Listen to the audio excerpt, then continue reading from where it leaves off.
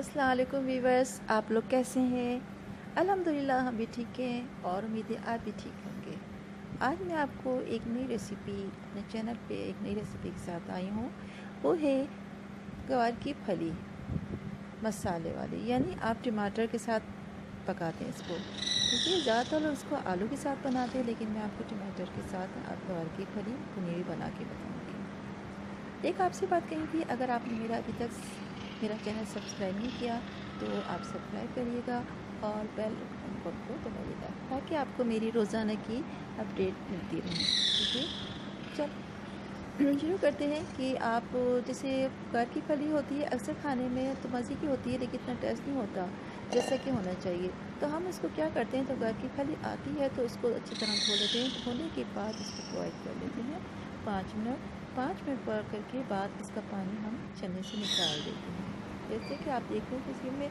फिर उसके बाद ड्राई होने के बाद एक अलग बर्तन में निकाल लिया और निकालने के बाद छुरी की मदद से साइड से जो थोड़ा सा हार्ड पे होता है, सख्त से एक धागा सा होता है, इसको वो निकाल लेते हैं।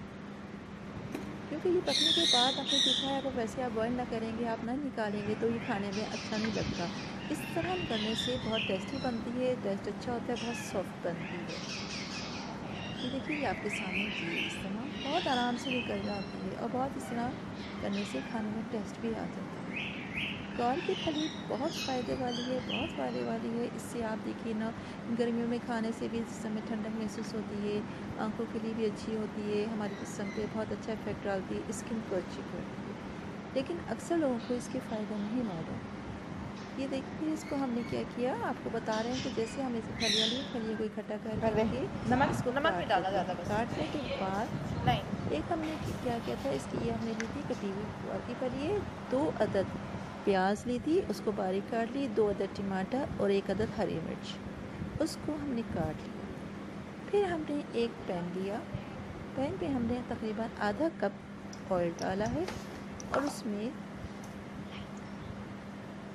2 पिंच हमने सफ़ेद जीरा डाल दिया और इसको हमने स्लो फ्लेम पे बनाया है ताकि जले ना।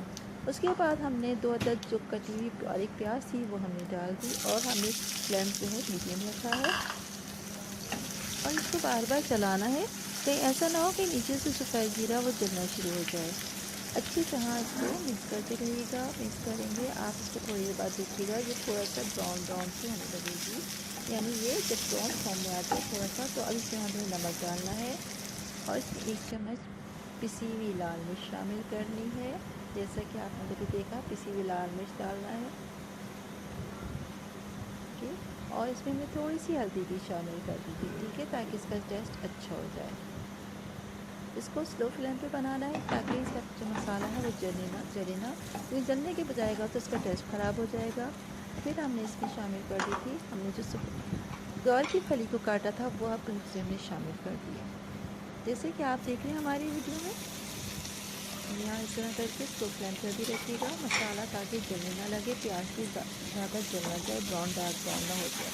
इसको अच्छी तरह उलट पलट करते रहिए।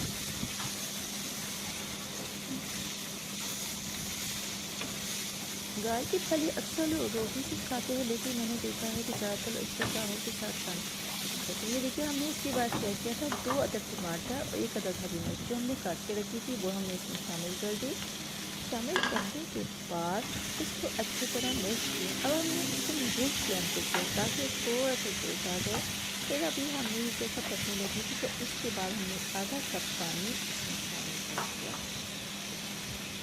ताकि टमाटर जो हैं थोड़े से गल जाएंगे और अच्छी सी मतलब थोड़ा सा इसमें टेस्ट आ जाएगा। टमाटर की वजह से, बनावट की वजह से आ जाता है।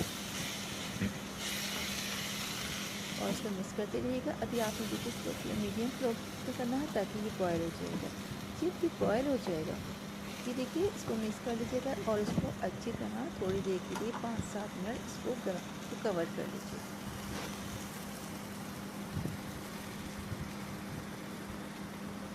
ये देखिए जोश आ रहा है। जोश आने के बाद फिर हम इसको ढकने से कवर करेंगे ताकि ये टमाटर जो हमने इसमें शामिल किए थे वो सॉफ़्ट हो जाएं। जब सॉफ़्ट हो जाएंगे फिर हम इसको स्लो फ्लेम पर मीडियम फ्लेम पर भून लेंगे। थोड़ा सा जो ग्रेवी बनता है इसका मसाला के लिए बनता है। इसमें हमने अदरक लहसुन आपने देखा होगा, हमने इसमें अदरक नहीं डाली ना लहसुन डाला, लेकिन इसकी बावजूद भी इसका टेस्ट वाकई में बहुत अच्छा होता है। आप लोग ज़रूर बनाइएगा इसको और इसको चावल के साथ खाइएगा। बस ये बनने वाला है, बस थोड़ी देर में बस अभी तैयार हो जाता है। भूनना ज़रूरी है ताकि इसके जो मसाले का कच्चापन, टमाटर का जो पानी जो हमने एक्स्ट्रा पानी डाला था वो उसमें खंगा कर आके, लेकिन ये भी ख्याल रखिएगा, फ्लेम का ख्याल रखिएगा। अगर हमने बहुत ज़्यादा तेज़ आग कर दी तो आपको पता है ये इसका मसाला जल जाएगा, चीज़ इसमें नहीं निकलेगा, जिसमें हमने ऑयल डाला था वो भी ऊपर नहीं आएगा और ये इसका टेस्ट होगा। मीडियम फ्लेम पर देखिए, इस वजह से आप देख रहे हैं कितनी अच्छी खुशबू आ रही है।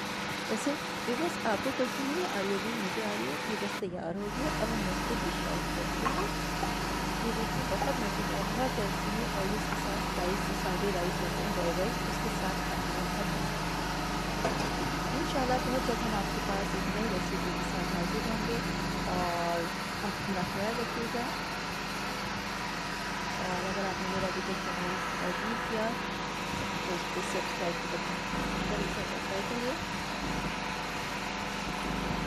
और ये वीडियो को लाइक करिए, कमेंट ज़रूर दीजिएगा ताकि मुझे मालूम हो जाए कि आपको मेरी वीडियो कैसी लगी और इसमें क्या चीज़ शामिल करना चाहिए। अगर आप कुछ अपनी